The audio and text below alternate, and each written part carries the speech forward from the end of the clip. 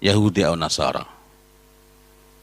Pernah ketemu nggak muslimin yang menganjurkan apa resolusimu tahun ini? Ya enggak? Apa resolusimu? Nah, ini contoh-contoh, nanti macam-macam ya, mengembangkan kecerdasan emosi tadi itu, menangani inner child dalam Islam, membasuh luka pengasuhan, mana tadi masih toxic parenting dan lain-lain. Sebenarnya kita baca itu apa sih? Alangkah menyedihkan ketika banyak dari ibu-ibu itu lebih lebih kenal dengan mindfulness dibanding kenal dengan tuntunan-tuntunan dalam agama kita ini. Pintu berikutnya, ini yang paling banyak dipakai di mana-mana itu. Itu betul, hikmah itu milik mukmin yang tercecer. Tapi harus ada miqyasnya, harus ada parameter kapan dapat disebut hikmah. Sebab perkataan-perkataan yang batil pun tercecer. Ya tadi itu saya bilang di pagi tadi itu, kotoran sapi pun tercecer, tapi kan berarti hikmah. Nah, kalau kita ini abai terhadap miqyasnya sehingga berlonggar-longgar terhadap berbagai syubhat, maka al-maslah itu ajaran-ajaran orang yang nggak pernah berwudu itu akan ditempatkan lebih tinggi dibanding tuntunan, dibanding perkataan Rasulullah Muhammad sallallahu alaihi wasallam. Ya mungkin masih menukil hadis atau menukil ayat, cari yang ya, yang mujmal. Wah, berkali-kali diulang-ulang. Ud'uuni astajib lakum. Kun fayakun. Tapi detailnya nggak diungkapkan bagaimana adab-adabnya. Lalu menggaransi, pengen doanya dikabulkan 2 minggu pasti kelar. Saya pernah dalam sebuah majelis ada yang pengen tahu tekniknya, ini hasil riset. Kita nggak butuh riset kalau doa itu, butuh tuntunan. Dijamin dah yang punya masalah sama suami pasti akan segera sayang suaminya. Yang nggak punya keturunan pasti dah segera punya keturunan. 2 minggu setelah forum itu dia cerai sama suaminya. Ya, saya mendengar ini, wah, ini dia rupanya contoh dosa yang lebih besar dibanding syirik, yakni mengada-ngadakan tentang Allah dan Rasulnya. Nah, disinilah pentingnya kita membedakan antara yang ma'ruf dengan yang masyhur. Makanya saya juga mengisi di sini, saya juga ragu-ragu nih. Ini kayaknya saya ini nggak ma'ruf dalam soal ini nih ya. Saya mempelajari, tapi ini problem banyak ya. Seolah-olah setiap yang masyhur itu, sering sekali tuh. Saya pernah diundang isi acara parenting. Saya berangkat. Ternyata nyampe sana adalah kiat-kiat menyiapkan menggapai husnul khotimah. Parentingnya di mana ini? Itu masih mending. Pernah juga langsung diminta bicara fikih keluarga. Wah, saya belajar fikih, tapi bukan untuk disampaikan. Kalau berbicara mengenai fikih keluarga, saya orang yang majhul, ya. Bukan ma'ruf. Nah, pintu berikutnya, mengambil dalil mujmal untuk yang rinci, dalil global. Awalnya memuji-muji Rasulullah. Rasulullah itu orangnya gimana? Lembut atau kasar? Lembut. Tapi setelah itu, jadi kalau ada yang mengatakan Rasulullah menyuruh memukul, benar atau tidak? Wah, itu artinya pakai satu dalil, lalu semuanya dimasukkan. Jadi kalau Rasulullah itu lembut, mungkin nggak Rasulullah keras? Tidak. Maka saya menyampaikan, saya tadi naik mobil Avanza. Beberapa hari lalu saya naik mobil Fortuner, dan sebelumnya saya biidznillah sempat naik mobil Baby Benz, juga sempat naik mobil yang lainnya. Ternyata saya dapati seluruh mobil itu keras persnelengnya. Keras. Cuma makin mahal mobilnya makin lembut dan tetap keras. Bukan berarti kalau mobil mahal persnelengnya jadi lembek. Nah, pengemudi yang baik begitu merasakan gini, pegangannya lembut, kok kasar, maka berarti mobilnya bermasalah. Jadi lawan dari lembut itu bukan keras tapi kasar. Lawan dari rifq itu anaf, bukan? Nah, ini sih kalau pas ketemu gitu majelis gitu ya. Atau mungkin ada yang punya mobil yang tambah mahal tambah lembek itu pesenannya. Iya, keras dan lembut itu bukan lawan. Dua-duanya itu perlu ada.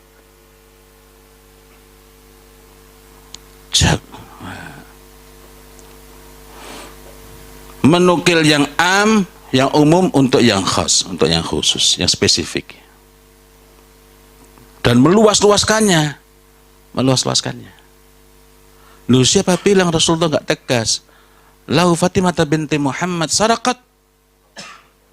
Oh, itu kan paling tegas sekali beliau ini. Nah, berikutnya lebih parah lagi, mengambil istilah syar'i, bukan sekedar istilah ataupun kata-kata bahasa Arab. Istilahnya istilah syar'i. Kalau murahaqah itu kan istilah Arab.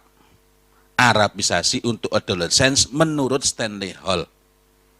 Bukan remaja secara umum, tapi remaja menurut Stanley Hall. Cuma ketika diterjemahkan dalam bahasa Indonesia, buku mengenai itu nggak dikasih catatan kaki, sehingga banyak yang rancu mengenai itu. Gitu ya. Nah, mengambil istilah syar'i dan membuang maknanya, apakah disebutkan ceroboh, tergesa-gesa, atau sengaja. Ya, contohnya tawakal, ikhlas, apa lagi? Nah, ridho itu nanti bahkan banyak yang rancu dengan ikhlas. Ya. Udah diikhlasin saja. Nah. Lalu pintu-pintunya 6 itu apa? Mungkin kemarin sudah sempat dibahas barangkali. Ya. Saintifikasi itu membahasakan subhat-subhat dengan menggunakan peristilahan sains yang tidak ada hubungannya. Energi doa. Doa itu nggak ada energinya. Nggak ada. Energi Quran nggak ada. Nggak ada. Quran kalau nggak diimani nggak bermanfaat. Ya. Abdullah Al-Qasimi hafal Quran. Selama dia, maka kita perlu senantiasa mengingat la haula wala quwata illa billah. Energi negatif.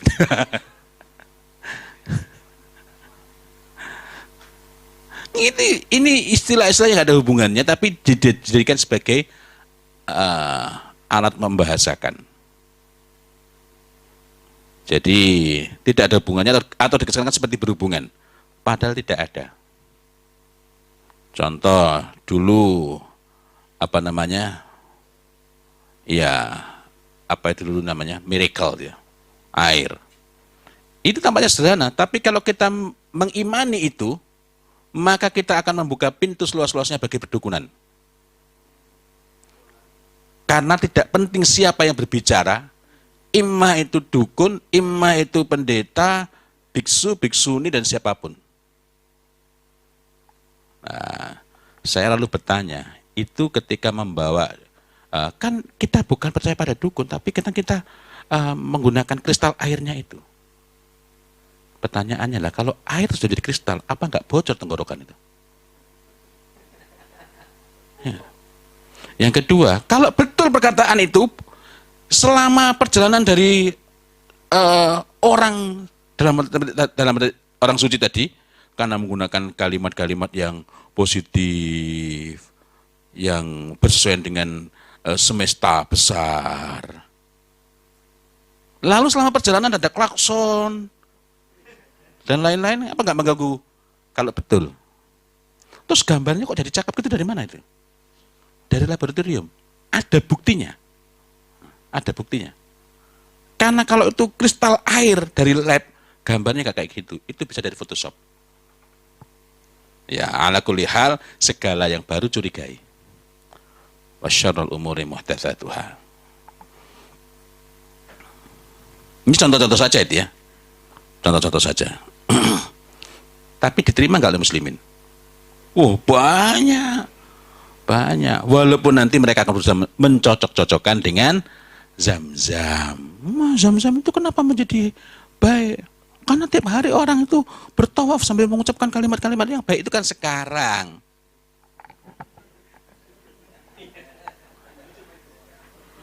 Iya. Bukan berarti Zam-Zam kehilangan keutamaannya ketika Ka'bah itu diisi oleh orang-orang musyrikin.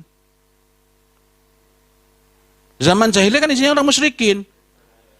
Itu contoh-contoh saja. Nah, itu namanya saintifikasi. Seolah-olah ilmiah. Seolah-olah ilmiah. Nah, jadi sesuatu yang digariskan, berdoa itu harus merendahkan diri di hadapan Allah. Tidak boleh melampaui batas. Melampaui batas itu batasannya adalah kita menjadi sangat deskriptif. Ya Allah, berikanlah kepadaku surga yang warnanya putih beserta kenikmatannya. Itu pun tidak terlalu rinci. Apalagi kalau kita berdoa, ya Allah, berikanlah aku mobil Fortuner 2700 cc. Itu sambil ada gambarnya. Maka itu menyelisihi. Tapi diajarkan nggak oleh muslimin? Banyak. Ya, 2005 banyak mencuat itu banyak. Maka segala sesuatu kalau disebutkan riset itu, kita nggak butuh riset ilmiah. Kita perlu riset itu riset hadis, tuntunannya ini sahih enggak. Karena itu semua kalau kita mengikuti, jangan-jangan kita yang menyiarkan sesuatu yang diadakan atas nama Allah dan Rasulnya. Kemudian yang kedua adalah pseudoscience. Pseudoscience itu tidak ilmiah, tapi seolah-olah ilmiah. Contohnya daur ulang istilah perdukunan Yunani kuno. Sanguinis, phlegmatis, koleris, melankolis. Pernah dengar? Iya. Yang itu kemudian disebut sebagai psikologi Islam. Sanguinis, phlegmatis, koleris, melankolis itu kalau dulu kami pelajari dalam sejarah perkembangan psikologi. Cuma sekarang orang kuliah psikologi nggak belajar sejarah sehingga nggak tahu bahwa ini peninggalan Yunani kuno. Istilah ini kemudian dihidupkan kembali oleh Galen dan kemudian dibawa dalam edisi populer oleh Norman Vincent Peale misalnya dan lain-lain. Di Indonesia muncul dalam berbagai versi dan muncul melalui berbagai manhaj. Iya. Ini muncul. Dia tengok aja itu. Kenapa diambil? Hikmah.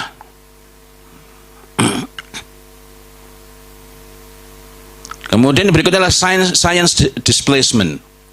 Risetnya ada, tapi bukan berurusan dengan itu. Otak kanan itu ada dalam bidang kedokteran, tapi bukan dalam bidang psikologi. Saya pernah menyampaikan pembahasan mengenai kelirunya teori tentang otak bukan teori. Waham mengenai otak kanan itu, lalu ada seorang dokter yang tidak terima. Saya mengatakan saya senang sekali hari ini. Karena ini ketemu dokter. Itu dalam ilmu kedokteran fungsinya apa? Jelaskan. Ada fungsi ini enggak? Tidak.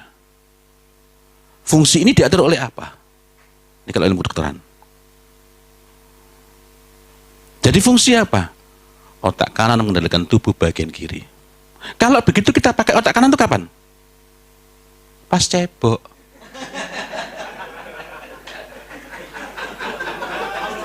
Ya enggak?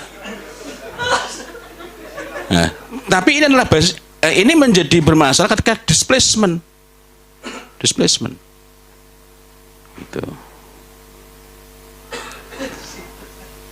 Mohon maaf, iya kan? Kalau kita ini jabat tangan pakai otak kiri, kalau itu fungsinya kendali tubuh. Nah, ala kulli hal seharusnya kita tidak disibukkan dengan otak kiri, otak kanan. Sama halnya beberapa waktu lalu, ada yang tanya kepada saya, Ustaz, gimana saya ngajak berbicara anak saya tuh, saya tuh sudah menggunakan psikologi, tapi sekarang malah anak saya tuh nggak mau bicara sama saya. Loh gimana ceritanya? Jadi sekarang itu kalau bicara sama anaknya, dia bilang, coba lihat mata Abi. Saya bilang, kenapa jadi serem gitu?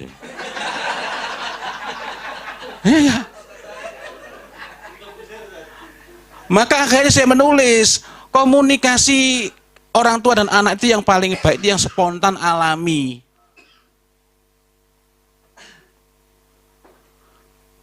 Komunikasi paling asik itu dengan siapa? Kalau dengan anak kenapa perlu pakai training? Harusnya nggak perlu. Yang digambarkan sebagai komunikasi yang asik itu nggak perlu, lihat mataku. Dengan siapa? Dengan sahabat dekat. Ya enggak? Sahabat yang sangat dekat. Kenapa? Karena paling nyaman, nggak ada kesalahpahaman, minim kesalahpahaman. Kita perlu nggak? Lihat mataku. Aku akan berbicara kepadamu. Lelah. Maka menjadi aneh kalau, mohon maaf, bukan berarti saya anti. Lo berbicara kepada istri itu loh.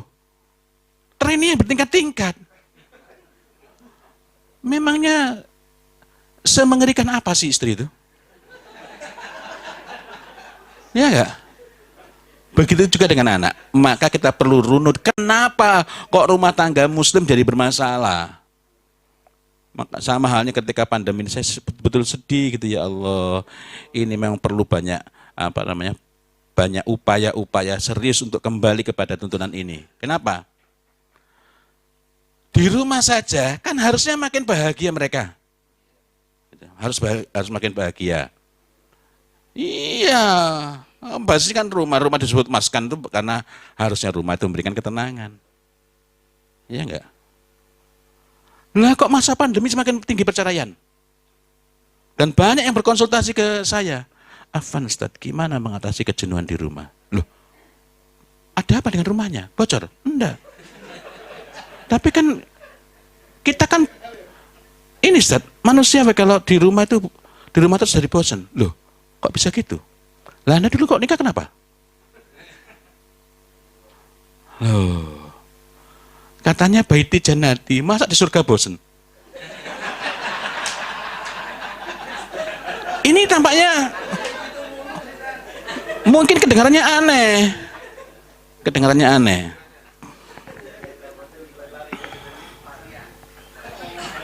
Nah,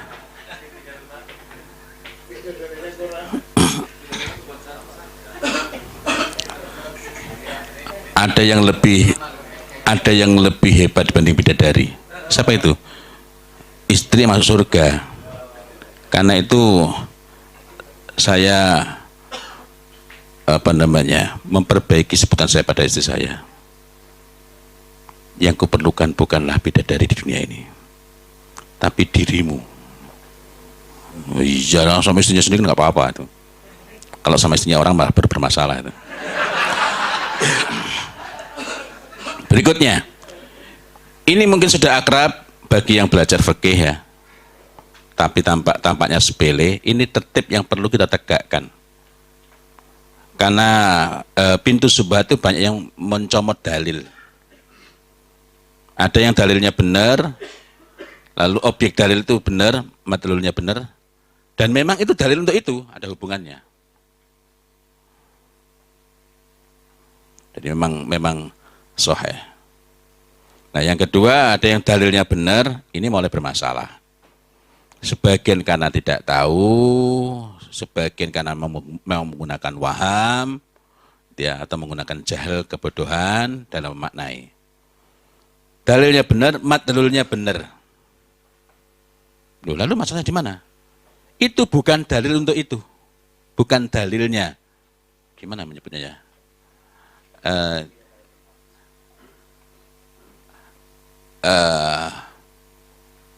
Ya dalilnya soheh, wong Quran atau hadisnya soheh.